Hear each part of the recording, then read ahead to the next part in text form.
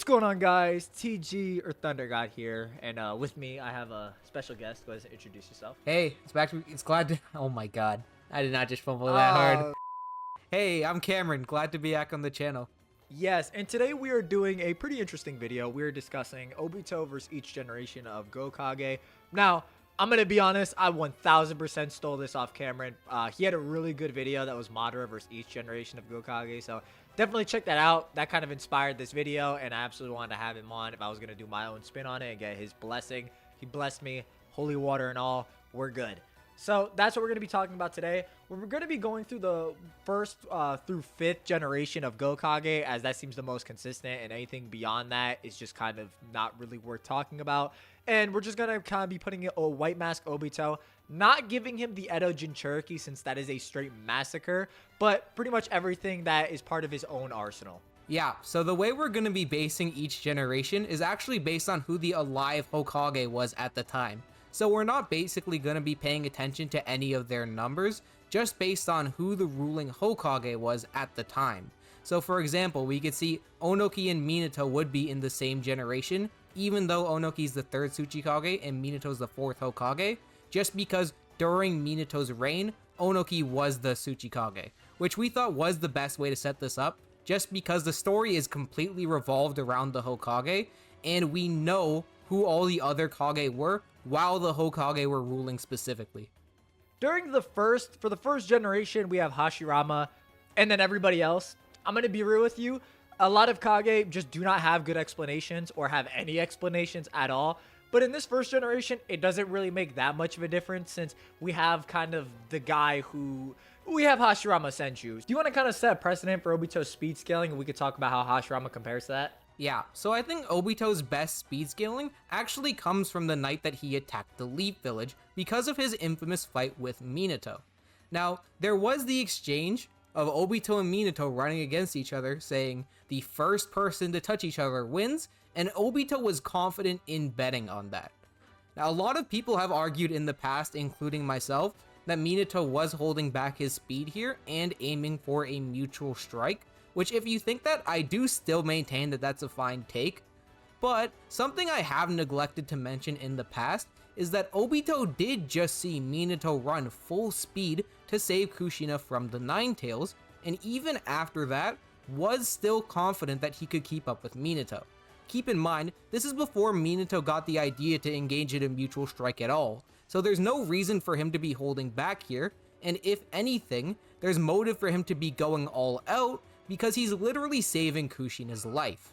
Now, this kind of gets into whether or not you think Minato is fatigued during this night because he was suppressing the Ninetales beforehand, but either way, whether or not Minato's fatigued, he did still outspeed the Ninetales in this scene, so Obito witnessing this and still being confident that he could keep up with Minato does prove that he could outspeed the Ninetales as well.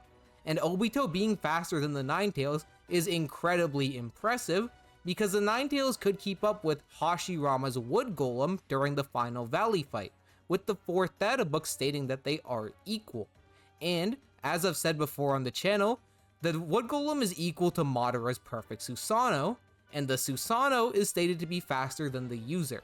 So if you go through that line of scaling of Obito being faster than the Ninetales, you can argue that his combat speed is beyond that of base Hashirama and Madara as well. Although there are definitely arguments to make on Hashirama's side for why at the very least the speed would still be contentious, and then once he enters Sage Mode he would become much faster. Do you want to get into that? Yeah, so the reason the speed is contentious in the first place, like you explained, is because Hashirama and Madara also scale to their avatars in reaction and combat speed. We see Hashirama outright react to Madara's Perfect Susanoo swings, being able to weave hand signs and summon wood hands to essentially surround the Ninetales, as well as catch the actual swing going down on him. This, along with the fact that Madara can just evade the wood golem coming down in the Ninetales head mentally and physically, means that they both scale to their avatars in some aspect or can react to the movements on some level, which sets up kind of a similar speed tier.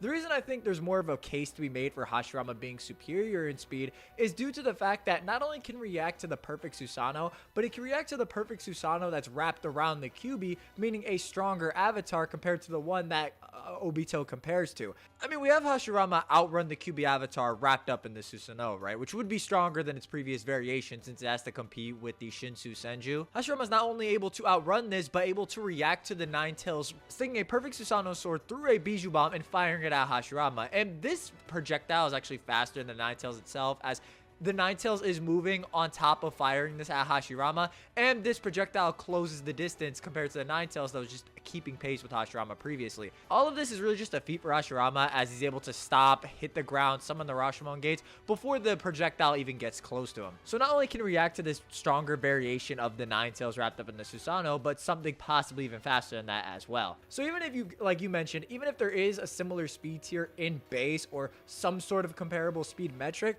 Hashirama in Sage Mode should just be above that. And Hashirama's Sage Mode is a pretty substantial amp, as Madara is only seen fighting Hashirama in Sage Mode on panel when he's actually in the perfect Susanoo avatar. The only time he's actually shown being comparable to Hashirama in terms of close quarters combat or with their weaponry is actually when Hashirama's in base. There's literally one panel where Hashirama's in Sage Mode close to Madara, and it's where the fight comes off and we cut back to where they're at, like, the end of their fight. So the way I interpret it is that the only way Madara could fight that version of Hashirama is just when he's in his avatar, as obviously Sage Mode isn't going to amp the Wood Golem an entire tier above what it is usually, if it even amps that at all, as I think, for example, Naruto's Sage Mode isn't really that big of a buff on Naruto's Kurama avatar as a whole either. So I don't really think these giant avatars get buffed the whole time with Sage Mode, and the only time Madara is even seen combating that on screen is just when he's also in another avatar.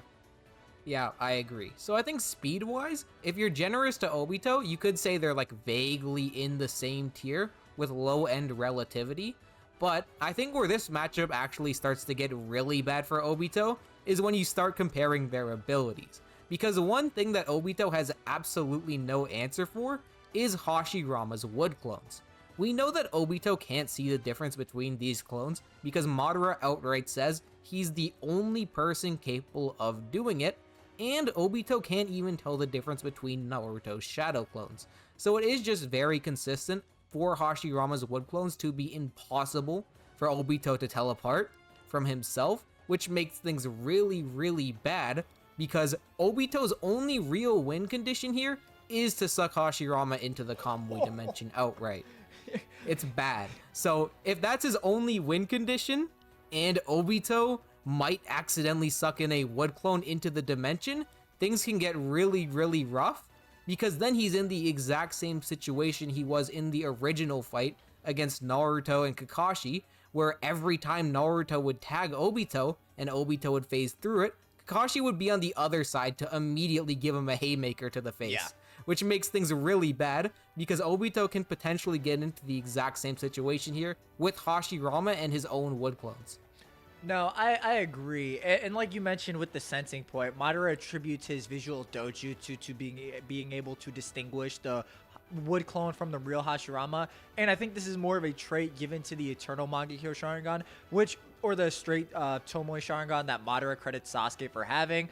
This is kind of supported with Black Zetsu also noting Sasuke's view on the world, or how the world will look to Sasuke, will completely change. So it seems like the EMS just grants some higher level of perception compared to the Mangekyo Sharingan that allowed Madara to do this, and Obito not having a or Eternal Mangekyo Sharingan would make it so he most likely isn't going to be able to distinguish this. And I like a lot of what you said. Hashirama has a lot of options. He has wood style coverage via clones, along with jutsu such as like the Deep Forest Bloom, which on their own shouldn't take down Obito, does create a situation to where it forces Obito to teleport and put himself in the air, or at the very least summon the Gedomazo to get at a higher altitude, or like elevate himself. Hashirama's just going to box up the Gedomazo with his wood golem, and Obito's just going to be in a position to where, unless the Gedomazo nukes the area, which I think is possible, he's not really going to be able to return to that lower altitude. Yeah, I would say even in the best case scenario for Obito, he essentially has to wait Hashirama out in a battle of stamina,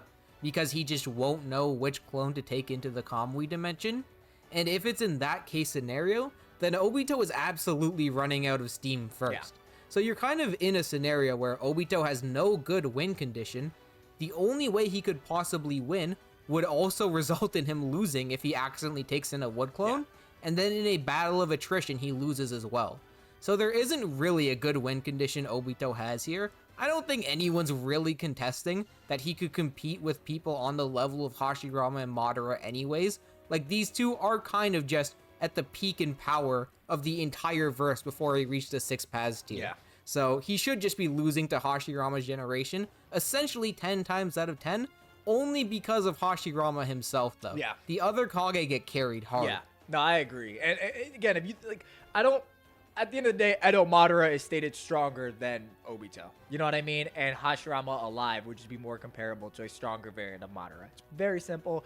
And Hashirama has the stamina and ability type coverage to cover Obito and press him for 5 minutes, in which case he would just take him down there. So I feel like it's pretty clear that Hashirama just takes this. Again, on his own, one-man army, not really too much of an issue for him there. Moving on to the second generation, this gets a little more contentious as we have more notable figures such as Tobirama, the second Tsuchikage Lord Mu, the second Mizukage Gengetsu, the second Kazekage who we just don't know about him, and then the second Raikage. Do you want to I guess I'll start with Tobirama. From what we know, Tobirama's FTG reactions and his ability to react and teleport with the Flying ThunderGod should be above Obito's own combat speed, as he's able to perform a similar perform a similar maneuver against Madara in Sage mode with a Rinnegan of all people. So it's really not possible to argue Obito's combat speed is on a similar level. What does this mean? Basically, Obito probably won't be able to just run up and grab Tobirama in the face. Tobirama's always going to have an option to use FTG and get away, assuming he has a mark somewhere. Now, Tobirama's scaling is kind of weird. So, depending on who you ask, it's on the same level as Madara and Hashirama, or it's just vaguely above certain characters. On a baseline, it should be above the variant of Naruto and Sasuke that are fighting against Obito, as Tobirama has a much better performance than the duo against Obito.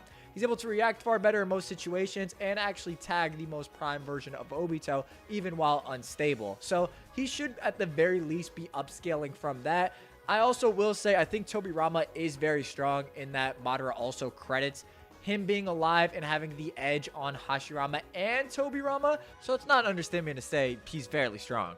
Yeah, I agree.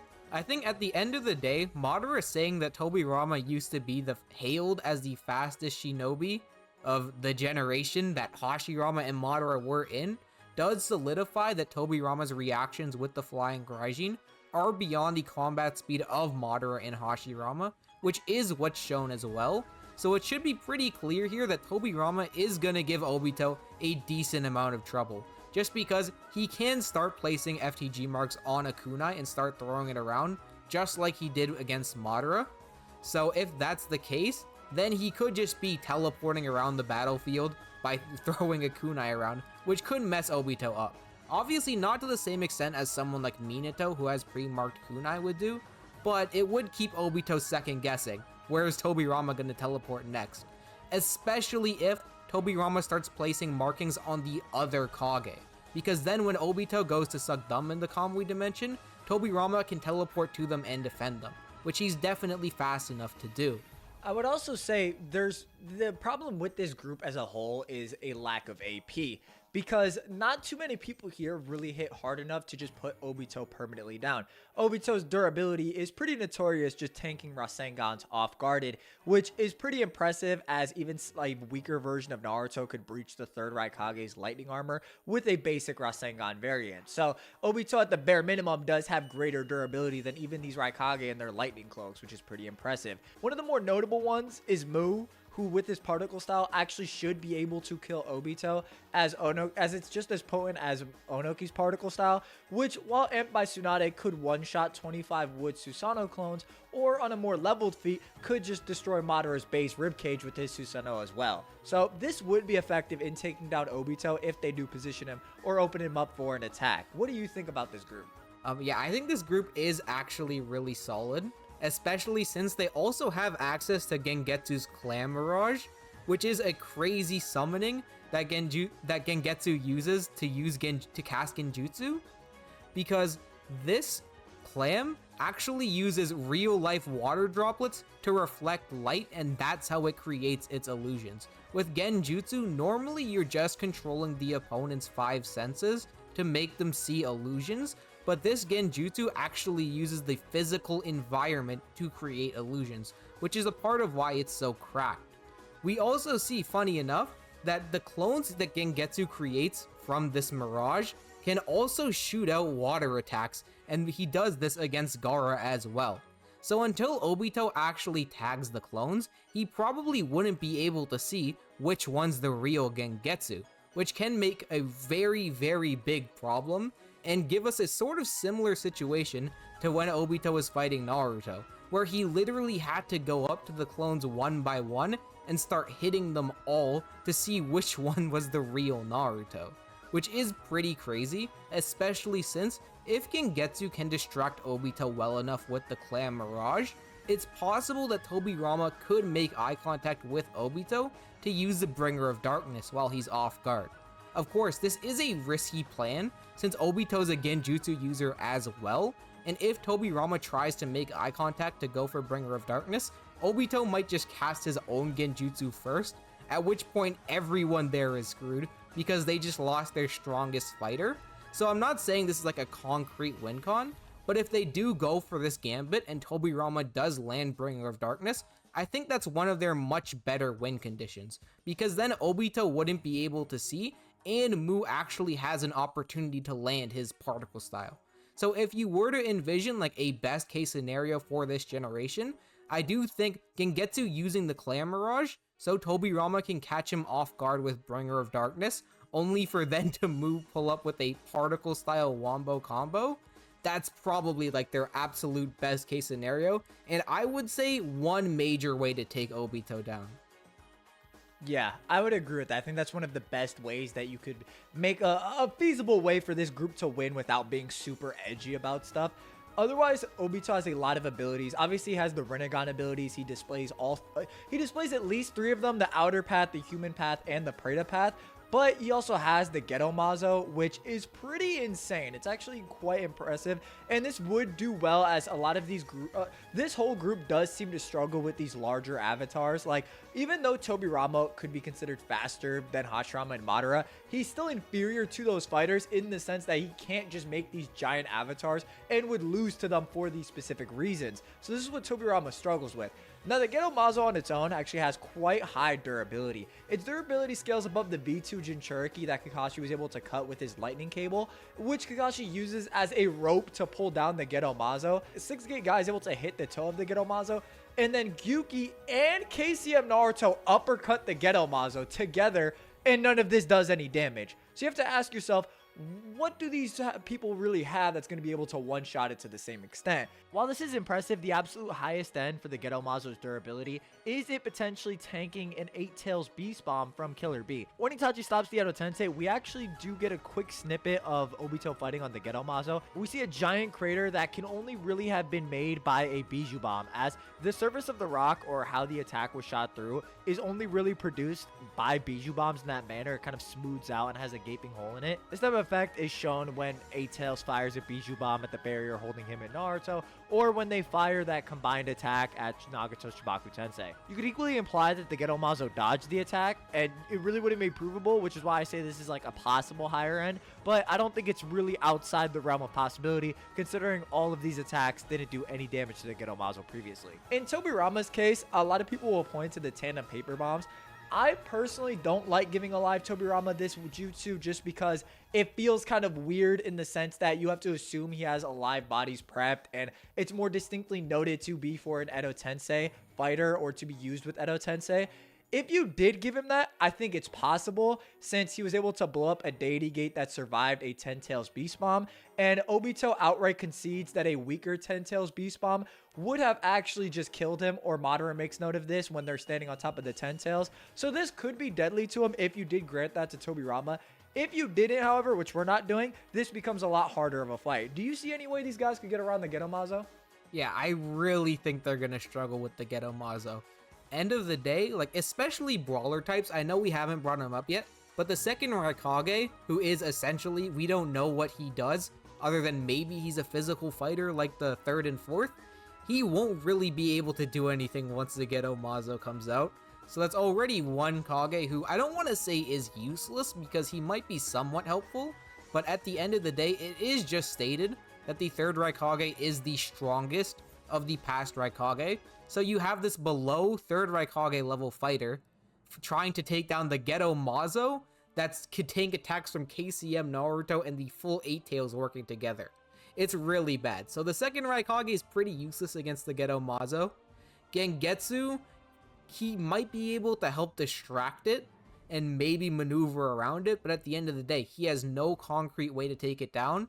And then you have Mu, who again, a particle style is strong, but Obito is capable of moving to protect the Gedo Mazo. He does do that with the Gunbai against KCM Naruto. So if Mu tries to use particle style here, I do think that Obito could just absorb it with the Preta Path, like we see him do to Kakashi's Chakra Cloak, and protect the Gedo Mazo that way.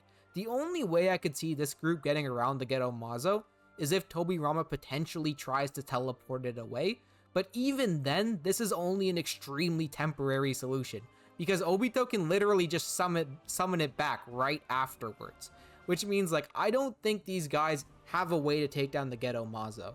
In a scenario like this, they'd have to try to fight around the Gedo Mazo to take down Obito in spite of it, rather than targeting the Gedo Mazo itself. No, I agree. I think this group's best way to win is through diversionary tactics into these more esoteric win cons versus just trying to raw power through Obito. I don't really think that's their best approach. And I like what you said about the Gunbai, because any attack with less chakra than a mini Bijou Bomb, Obito should be able to absorb and send back, as that's the highest limit we've seen from when Madara uses it. And I do want to note, this isn't even Madara when he's like applied that Susanoo aura to the Gunbai. It's distinctly different.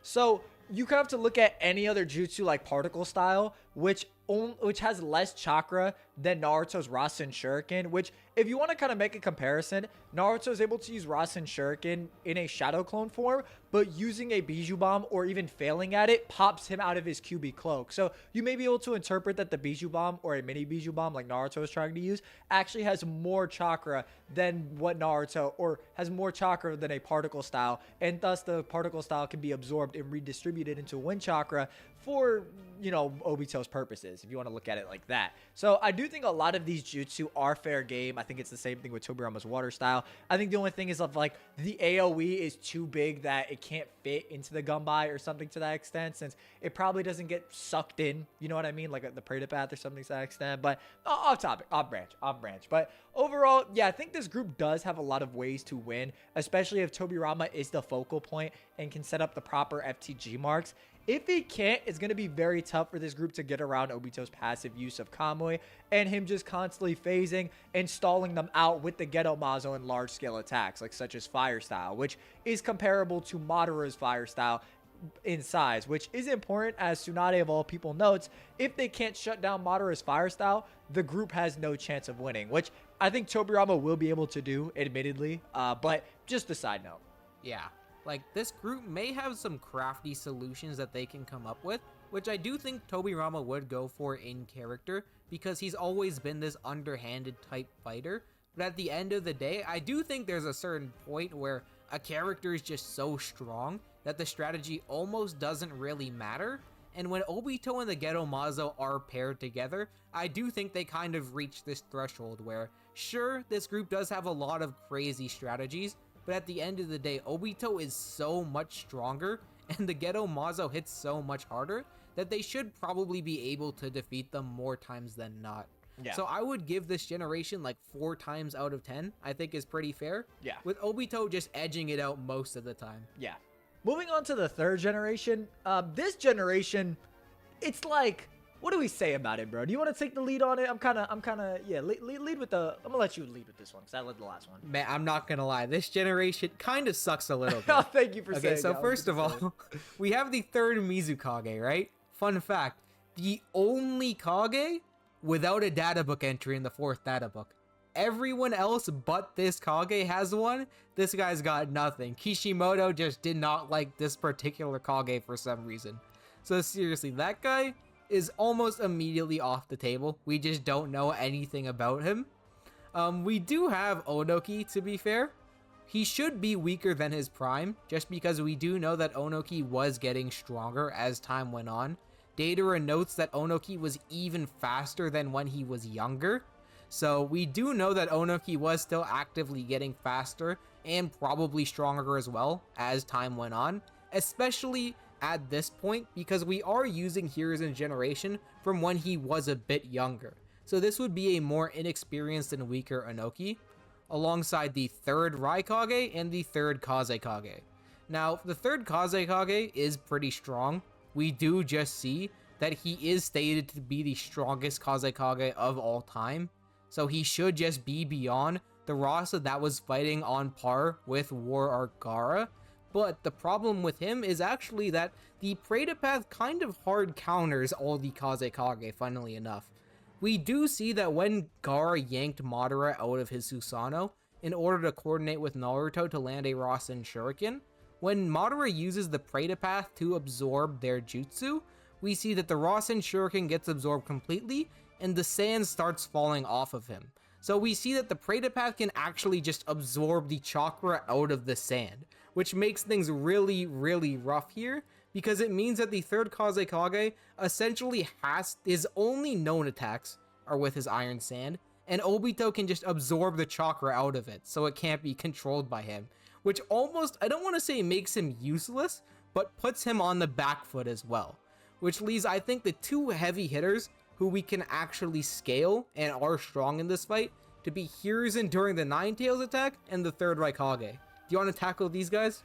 Yeah, so the third Raikage, I'm gonna be honest, I think he's actually like a physical gunbai victim. I think Obito swinging the gunbai might actually body the third Raikage. Now let me explain. Basically, Obito is actually able to pop a stronger version of Naruto's Shadow Clone, and this should be a stronger variation of Shadow Clone than the one used against the Raikage, since when Naruto split up his chakra in that fight, that Shadow Clone was one of 13, meaning he has like less chakra allocated, compared to the stronger Naruto, who made one Shadow Clone, meaning it should have more chakra allocated to it to kind of even out. So Obito is able to pop this with one physical swing of his gunbai, and it's not like this is inconsistent for Obito. The raw swing of his gunbai was able to convince Naruto that Obito was just simply too strong as it pushes Naruto back. So Obito's physicals with the gunbai just outright scale to a stronger variation of QB Naruto compared to the one that can like wrestle with the third Raikage. So he might just be slapping around these Kage with his, like, swinging this thing around, you know, chopping wood. Unironically, I'm being real. He actually probably would do it. It's kind of ridiculous. So that's going to be pretty bad. And then we also have, who did you mention? Nine Tails attack Hiruzen? And then we also have Nine Tails attack Hiruzen, who, if you're looking at the anime, is far more impressive, able to push out the Nine Tails on its own, or on his own, compared to the manga where it's kind of a group effort by the village. However, I do think this version of Hiruzen is pretty impressive, since he is somebody that Minato could entrust to kind of stall out the Nine Tails or keep it busy while he fights Obito. This being important since the Nine Tails on its own is like this wood golem, perfect Susanoo level threat. So Hiruzen being able to do anything at all or even stall it is impressive in its own right. What do you think about this? Yeah, it is kind of crazy because Minato specifically says, I'll entrust restraining the Nine Tails to Lord Third, which when you consider this is like a base Hashirama's Wood Golem level combatant, Minato just saying like, yeah, I'll have to trust Hiruzen with this, and then Hiruzen successfully restraining it for a very long period of time is kind of crazy. Now, I'm not saying that Hiruzen is anywhere near like base Hashirama's actual level. Neither of us would argue that, since we do see that once Biju bombs come out, Hiruzen is just useless, as opposed to Hashirama, who can just grab him and send him back. But still, tangling with the Nine Tails, the strongest tailed beast, that can somewhat contest Hashirama's Wood Golem and Madara's perfect Susanoo, does make Hiruzen an absolute monster. And I do think he would be somewhat useful for fighting against the Geto Mazo. If he can push around the full Nine Tails, he can probably at least do the same thing to the Geto Mazo for a decent period of time. but I think his problem is genuinely going to be Obito popping out of the ground and sucking him into Kamui. Because I do genuinely think Hiruzen isn't like a Tobirama or Minato level fighter in terms of raw speed, and he doesn't have Flying Raijin to escape getting sucked into the Kamui dimension. So if Obito just catches him off guard by coming out of the ground, Hiruzen is probably just screwed, and once he goes down, the Geto Mazo is just wrecking the rest of this team. Yeah. No, I agree 100%. It would just, like, Hiruzen would only really be able to potentially stall Obito or the Geto Mazo individually. The duo together just make it so nobody's really going to be able to do anything about it. And like you mentioned, we're kind of dealing with a weird group in that we have, like, the strongest Kage up to a certain point, a weaker Onoki, Raikage potentially weaker than the fourth. Like, you have all this stuff. This is a very weird group, and the way this group gets around is through raw power, which is the worst way to get around Obito. As we saw, even Naruto, KCM2 Naruto, Killer B, Kakashi, and Guy were not able to just like break the wall with a hammer. They had to kind of forge their key and kind of work on in that way. So I think this group does struggle a lot. What would you say the ranking is for this group? I think they would probably take it like 1 to 2 times out of 10. Maybe like 1.5 is the best number. Yeah. They really just don't have a lot of good avenues to take Obito down. I Maybe agree. if Hiruzen hits him with Enma like really hard in the head somehow, and he also, I don't know, Obito woke up on the wrong side of the bed, you know, didn't do his cardio before the fight, they might be able to take it. But unless there's like a really perfect scenario for them, I really don't see any way for this group to beat Obito. So Yeah. I'd say like 1 to 2 times is probably the best number you could give them. Yeah. Next up, we have the fourth generation, which is Minato, A4, or the fourth Raikage, Onoki, Yagura, and the third Kazekage. Again, kind of transfers over both of them. Now, this group is very interesting because there's the obvious Minato here.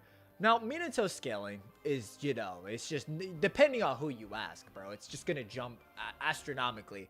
We're both of the opinion it's just closer to KCM2 level. Whether you think, like, some amount beyond or below, doesn't really matter. We just think that's, like, the most consistent or higher-end interpretation for where he would be. Do you want to talk about Minato? I know you've repped the character plenty of times in the past. Like, what's your opinion on it? Yeah, so I think I've given this exact same spiel on the channel before, so I'm not going to go in depth. Yeah. But we do just see that Minato tells Naruto, like, hey, in order to beat this Obito guy that I already beat, Yeah. you need to master the Nine Tails. And Kurama confirms multiple times in the War Arc that master the Nine Tails is referring to KCM2.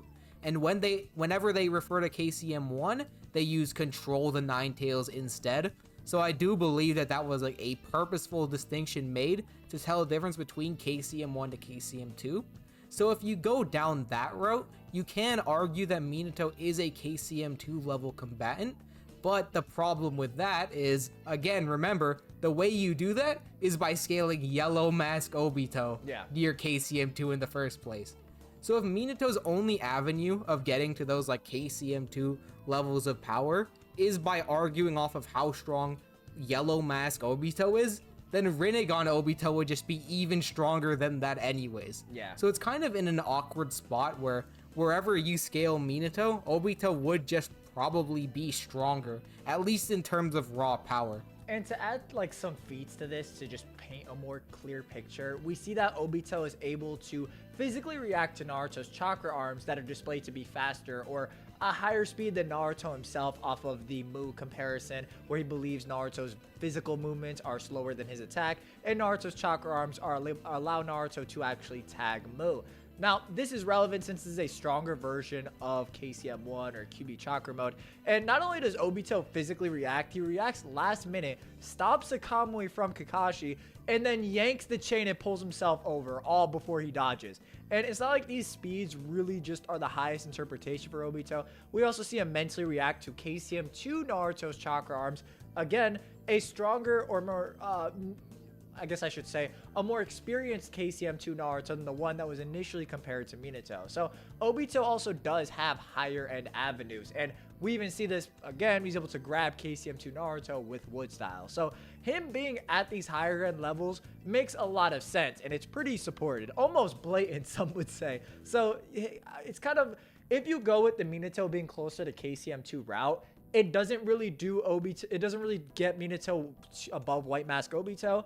And if you go up the Ninetales route, Obito also kind of is in that same tier, unless you think he's just retroactively a complete moron and doesn't think he could fight Minato, despite seeing FTG and Body Flicker close range. It's just really weird. Yeah, I agree. So from there, when you look at the other Kage with Minato, you have the fourth Raikage, Onoki, Yagura, and who we've already went over, the third Kazekage. Again, the third Kazekage, nothing's changed. He has the same problem of his sand getting absorbed. Admittedly, this time, we do have a closer to Prime Onoki.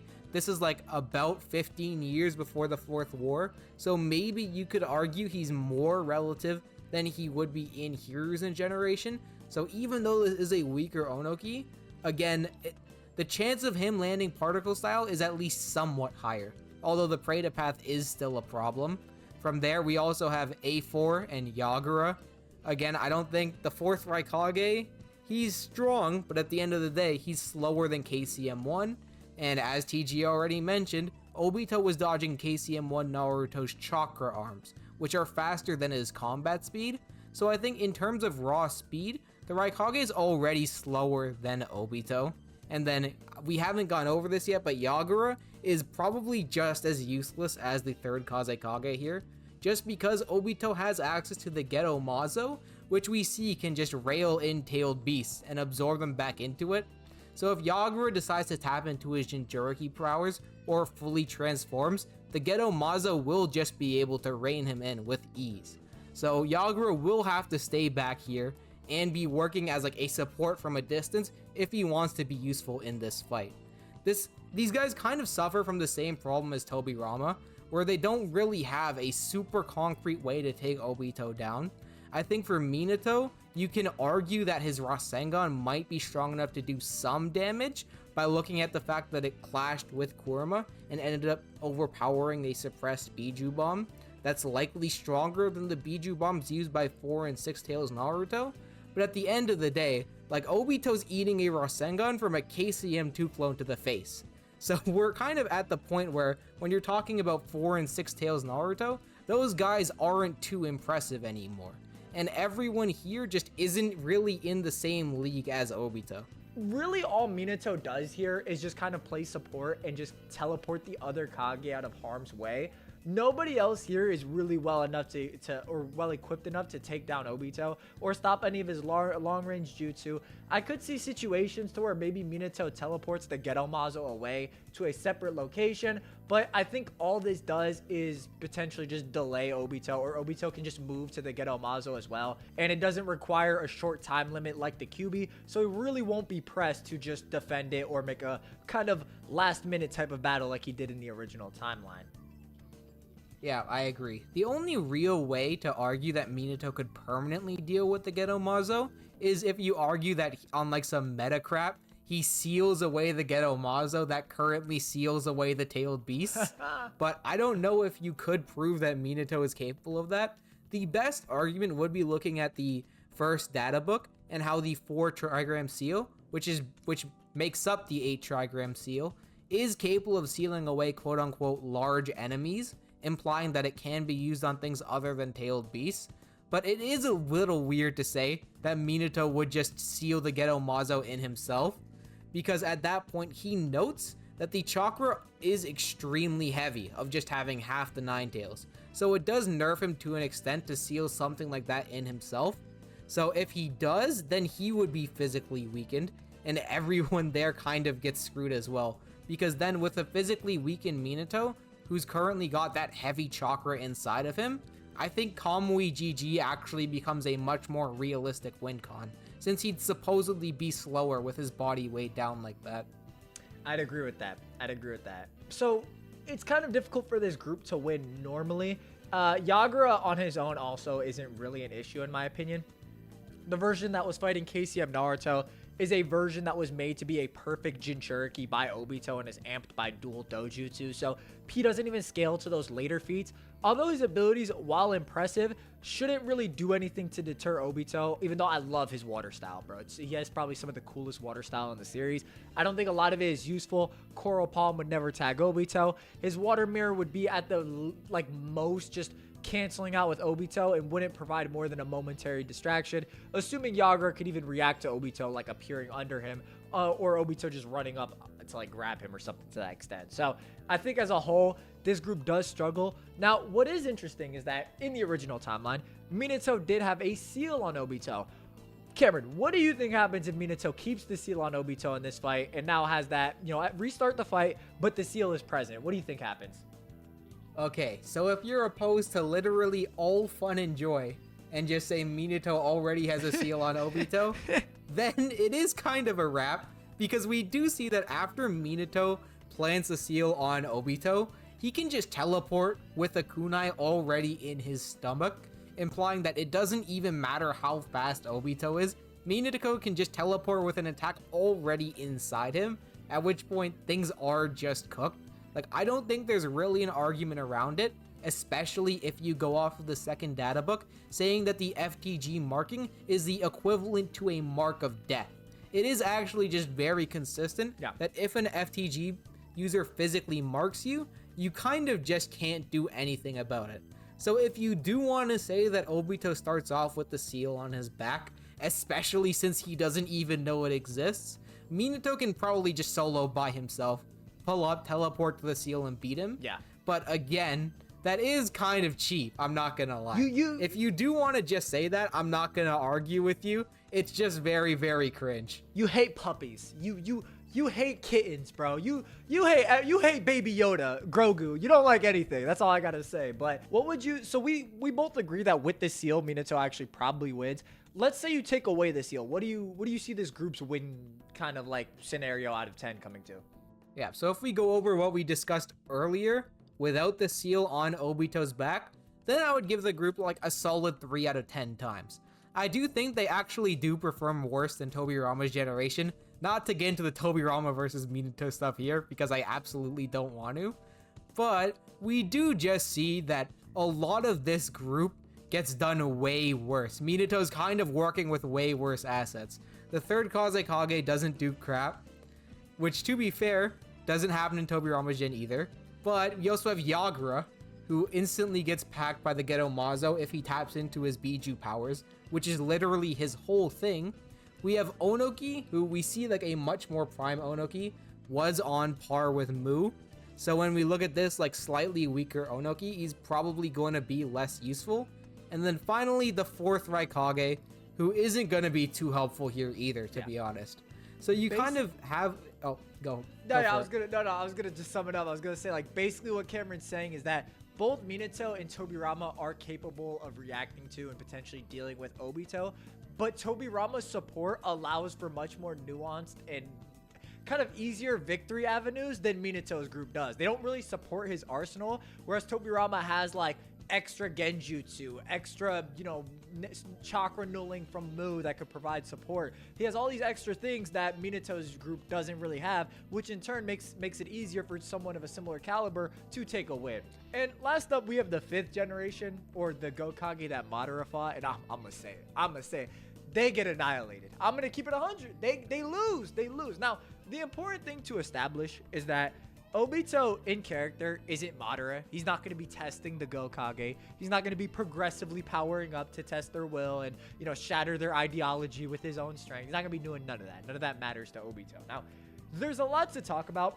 I think one of the best ways to look at this is kind of compare Obito in the group he fought to the Gokage, in which case we actually have a statement from Obito when he gets hit by the Rasengan that regards it as a life-saving comeback strike. Now, this is kind of ridiculous because it implies or insinuates that Naruto, Kakashi, Killer Bee, and Guy were in danger and that this strike is the only thing that saved their lives, in that figuring out Kamui did just save their lives, otherwise they would have died. Which is kind of ridiculous, and when you kind of relate that back to the Kage and how they would have no answer for Kamui, it's like, yeah, they're also in danger. You know what I mean? Do you want to... take the lead on this. What do you think?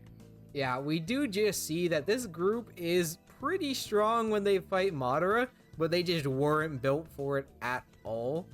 Honestly, the Geto Mazo alone might just be able to run through all of these guys. If it took Guy, Kakashi, Naruto, and Killer Bee just to knock it down without even putting it down permanently, then I don't know what any of these 5 are going to do. Like, it's really, really bad here. I genuinely don't think Tsunade or A could beat the Geto Mazo. Mei or Gaara definitely can't. The only way they even potentially take it down is if Onoki and Tsunade do their particle style combo.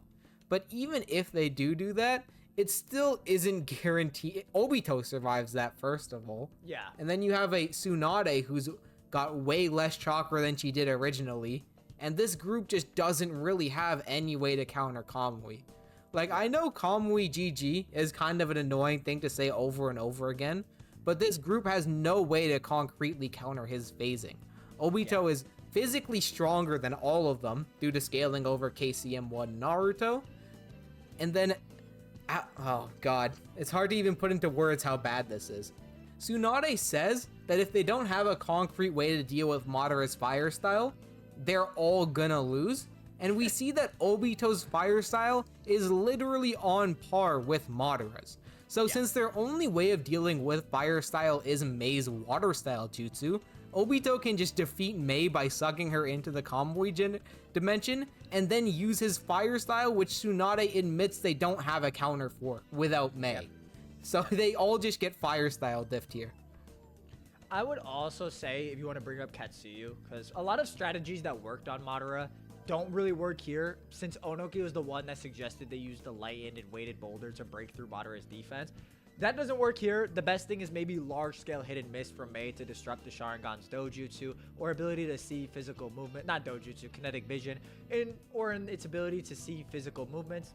If you were going to say something like, oh, Tsunade summons Katsuyu, I think Katsuyu is pretty distinctly a Genjutsu victim. If you're going to argue Katsuyu doesn't have eyes, it's a slug, it does. We also see the Six Tails has the same sort of eyes, and it gets put under Genjutsu by Sasuke. And we know Sage creatures can be put under Genjutsu. So it doesn't really make a lot of sense, and it opens up the idea that that is a possibility. And Obito's Genjutsu is some of the strongest in the verse. Even when he fights Minato in a much younger and weaker stage, it's comparable to Madara's EMS Genjutsu, which is used to put the Nine Tails under control. So Obito is no slouch in this regard.